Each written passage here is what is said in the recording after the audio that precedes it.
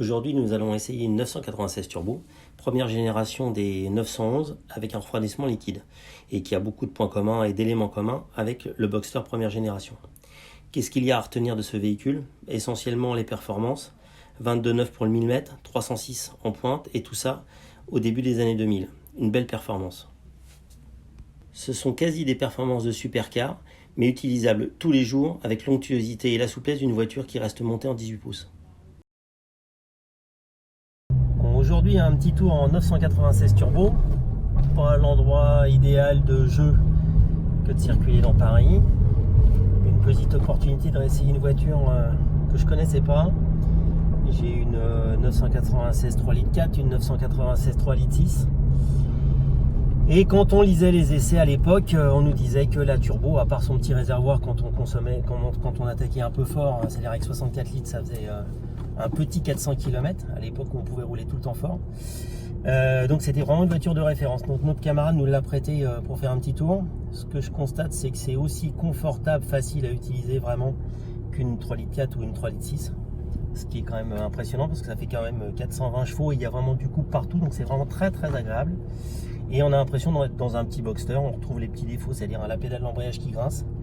Et sinon, bon, particulièrement cette voiture-là est impeccable, mais on comprend pourquoi Porsche a vendu des camions et des camions de 996 et de Boxster, parce que ça faisait quand même une vraie évolution par rapport à 993, qui est quand même globalement un gros tas de merde inutilisable au quotidien.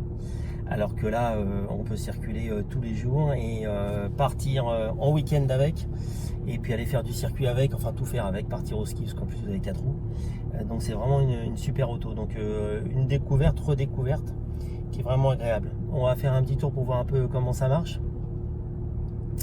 Et puis avoir un petit peu les sensations justement en roulant un peu plus que du 20 km/h dans Paris par rapport à un 3 litres 4 ou un 3 litres 6 qui était déjà quand même quelque chose d'agréable. J'ai eu quand même beaucoup de soucis avec ces autos là parce que ça vieillit quand même pas très bien. On sent que monsieur Porsche il avait décidé de faire beaucoup d'économies et de financer son développement et amortir l'investissement qu'ils avaient fait pour créer les premiers Boxster et la nouvelle 996 en refroidissement liquide. Et voilà. Donc la suite on va reprendre dans 5 minutes quand ça va rouler un peu mieux parce que là on fait un peu du cul-le-cul, c'est pas passionnant. On reprend un petit peu sur les côtés critiques que je découvre, les petits défauts que je redécouvre de la voiture.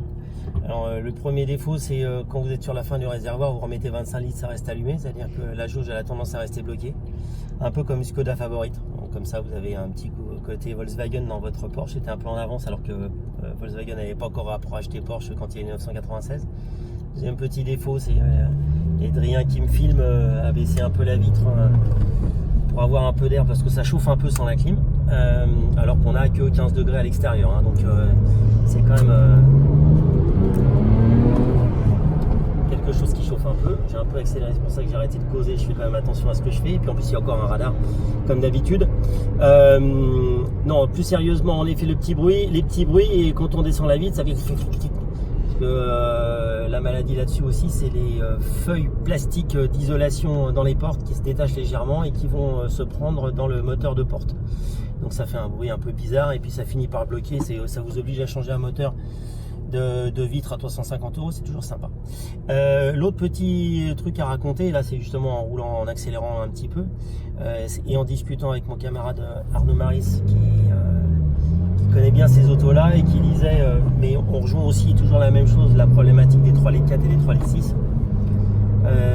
Grosse évolution châssis, c'est à dire que ça tient, un 996 ça tient globalement très bien la route, mais pour faire la progression par rapport à ces problématiques là, un 3 litres 4 sans ESP c'est assez piégeur et plus que très vif. C'est la seule voiture avec laquelle j'ai un peu craché parce que ça m'a largement surpris sur quelque chose qui était sur la route. Et lui me disait aussi sur un 996 Turbo qu'il faut faire globalement très gaffe parce que ça a une tenue de route assez phénoménale, ça tient très bien la route, ça marche très fort et ça accroche, c'est-à-dire qu'on se dit qu'on est pas invulnérable, mais en tout cas que c'est très facile. Que ça soit à 40 à l'heure en ville ou sur les petites routes, etc. Mais par contre, quand ça décroche, il n'y a pas du tout de progressivité. Et là, il n'y a pas une question de savoir conduire ou pas conduire. Si vous êtes surpris, c'est très mauvais. Oui, donc pour reprendre sur l'aspect conduite et facilité, c'est très facile. Ça tient très bien la route, c'est 4 roues motrices. Ça a des pneus de très grosses dimensions, donc un grip énorme. Par contre, pas du tout de progressivité. Ce qui fait que quand vous glissez, il faut mieux avoir provoqué la glisse, ce qui est quand même déjà pas à la portée de tout le monde, même de pas grand monde. Et par contre, si ça commence à glisser et que c'est pas vous qui l'avez provoqué, ça peut amener à des figures qui sont pas évidentes. Et puis quand ça arrive, vous êtes très très très fort, donc vous êtes très très loin et très très haut dans les arbres. Donc c'est vraiment un produit génial tous les jours pour rouler très vite, mais il faut savoir cerner les vitesses auxquelles il ne faut pas dépasser.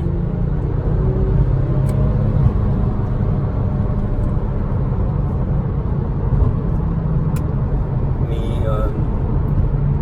en réutilisant ce type de véhicule, on se rend compte que c'est à la fois très vif, très puissant, très agréable, ça donne beaucoup de sensations, hein. Mon petit voisin il sent les sensations.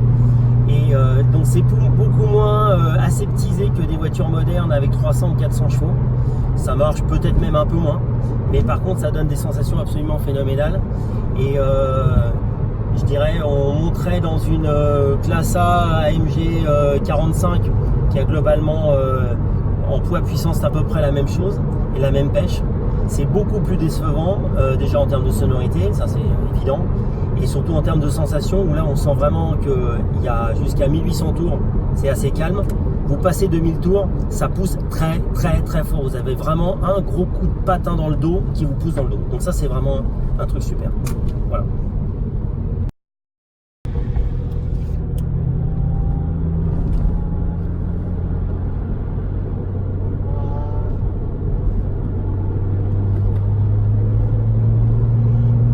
Notre ami n'a pas un échappement d'origine vu le début de les métalliques que j'ai entendu. Les Lotus ont cette Lotus a un super bruit, même d'origine.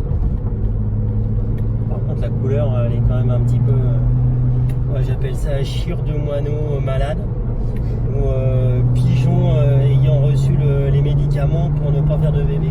Seb de l'année, il en avait, je crois que c'était celle-là qu'il avait. Et il avait laissé l'échappement stock et elle faisait un bruit.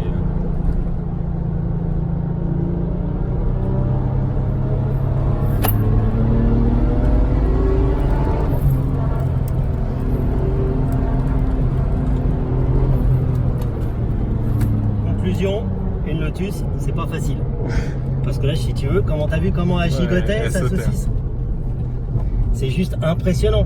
Alors que j'étais ultra facile. Bon, après, je suis pas gentil, c'est-à-dire que je suis resté en 3.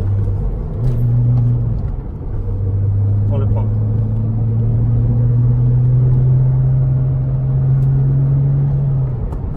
Mais moi, je suis assez surpris comment elle était pas du tout facile sur les bosses. Hein. Elle a sauté. Vache. Alors que tu n'as pas eu l'impression qu'on était. C'est un petit saut, mais ça. Moi, enfin non, mais j'étais pas du tout désuni, j'étais pas du tout à fond. Et lui, il était tendu. Il accélère. Ouais, bah oui, mais il peut accélérer. Mais je suis intéressé de revoir la vidéo pour me dire que finalement, ce qui me désole un petit peu étant un gros fan de Porsche, c'est que. Pas fan de Porsche, j'ai fait un lapsus. Lotus. Gros fan de Lotus, c'est quand même une grosse saucisse. Enfin bon, voilà. Bon, allez, on va rentrer à la baraque. Parce qu'il faudrait un peu bosser.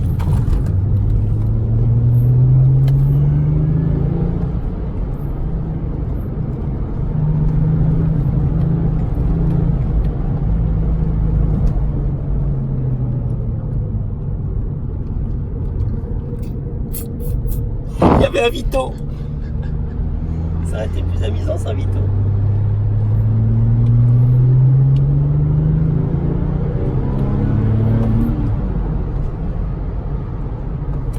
Bon, on va rentrer à la cabane et puis on va surtout recommencer à rouler à 15 km/h.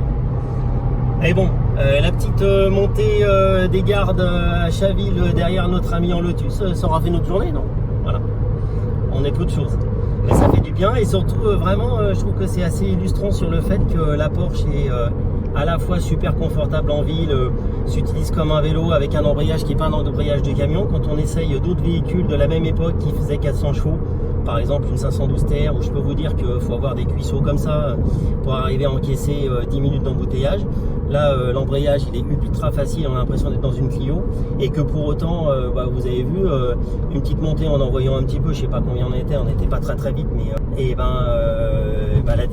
une Lotus qui est supposée avoir un vrai châssis, mais qui, pour arriver à survivre dans le quotidien, ils ont dû assouplir un petit peu pour que ça soit pas un bout de bois. Et du coup, la voiture elle a tendance à louvoyer et à prendre des angles qui sont assez bizarres, alors que la Porsche, elle était détendue, mais d'une force phénoménale. Je peux vous dire que j'étais pas du tout à fond. Bon, j'ai un petit peu triché, je suis parti en bas en troisième dans les tours, et lui il n'avait pas vraiment anticipé, donc ça l'a un peu surpris. Et quand il l'a relâché, la voiture elle était sérieusement vive. Donc c'est vraiment une très belle illustration que Porsche, en effet, sur de la turbo de ces générations-là, avait fait quelque chose qui savait tout faire. Et ce qui est quand même quelque chose de très rare pour une voiture, c'est-à-dire que une voiture avec laquelle vous pouvez rouler tous les jours, vous pouvez rouler fort tous les jours, quel que soit l'endroit, aller sur circuit, aller au ski, je me répète, on l'a déjà dit, mais pour moi c'est vraiment, c'était un des tours de force de l'époque, et où la seule critique de l'époque, mais on vous les mettra en illustration, c'était que le réservoir était un petit peu petit quand on roule fort, c'est-à-dire qu'on avait une petite autonomie de 400 km. Et voilà, je suis reparti 1000 tours en quatrième, et on a doublé notre ami en Ford Courier. Allez, à la prochaine.